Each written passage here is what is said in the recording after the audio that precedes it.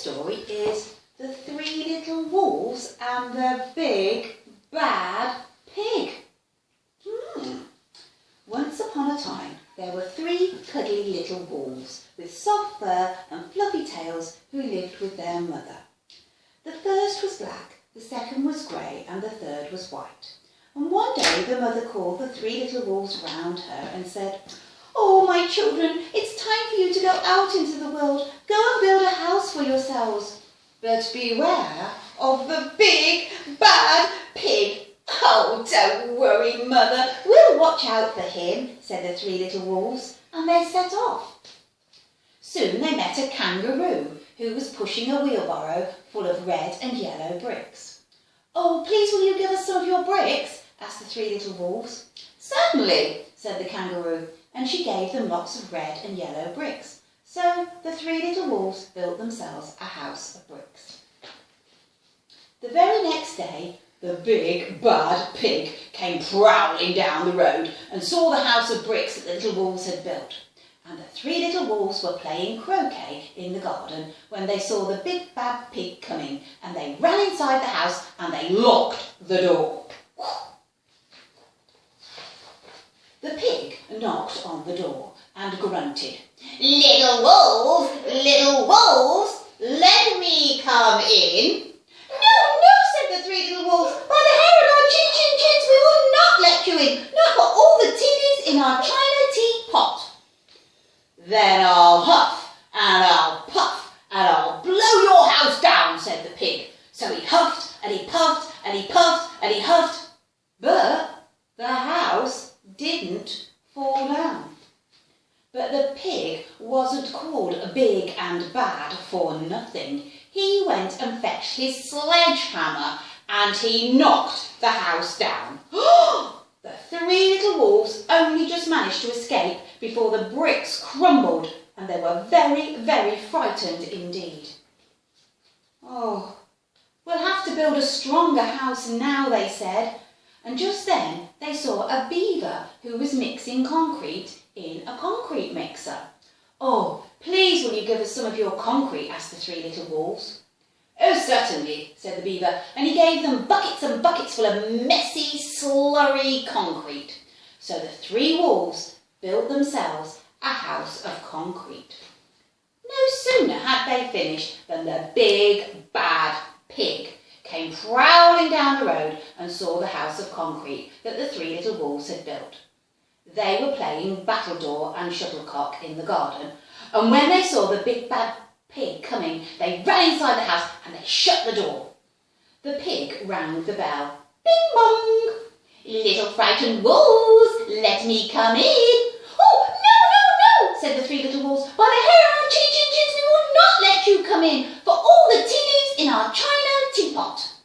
"Ha! Then I'll huff and I'll puff and I'll blow your house down," said the pig. So he huffed and he puffed and he puffed and he huffed, and the house didn't fall down. But the pig wasn't called big and bad for nothing.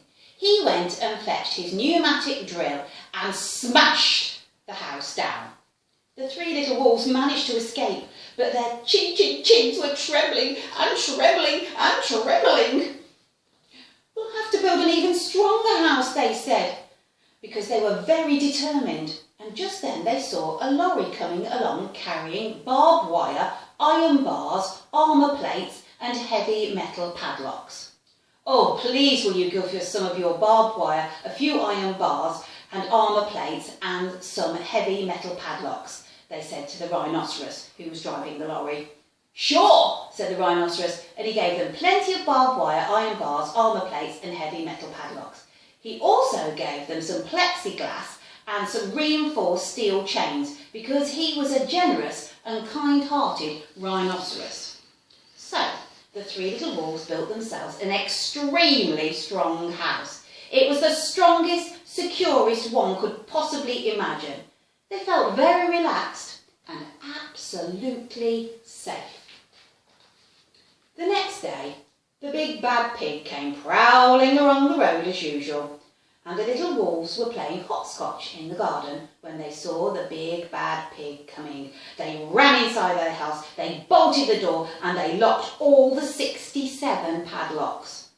The pig pressed the video entrance phone and said, "Ooh, frightened little wolves with the trembling chins, let me come in."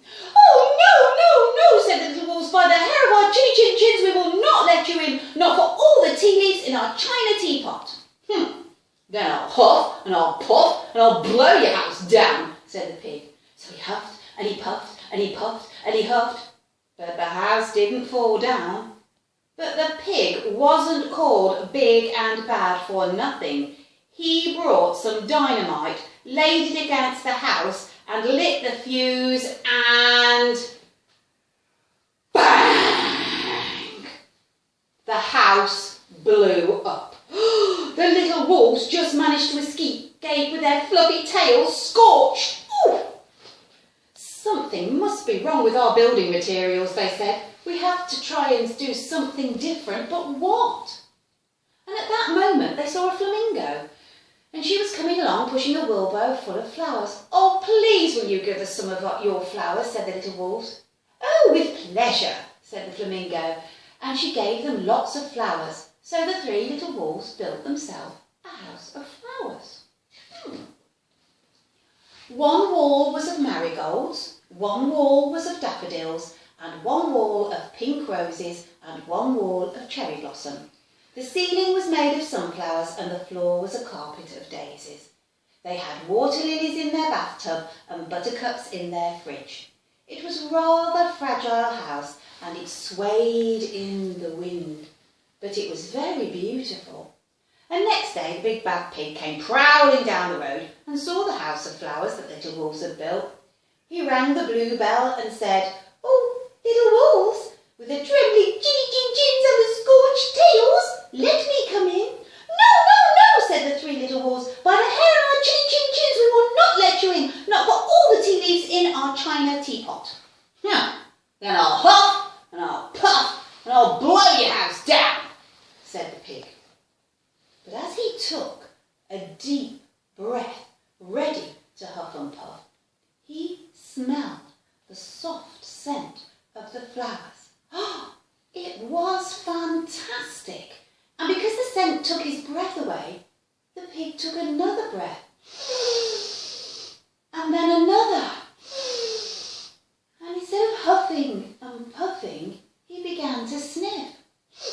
He sniffed deeper and deeper until he was quite filled with the fragrant scent. His heart became tender and he realised how horrible he'd been in the past. In other words, he became a big, good pig, and he started to sing and to dance the tarantella. At first, the three little wolves were a little bit worried, thinking that it might be a trick, but soon they realised that the pig had truly changed, so they came running out of the house. They introduced themselves and started playing games with him.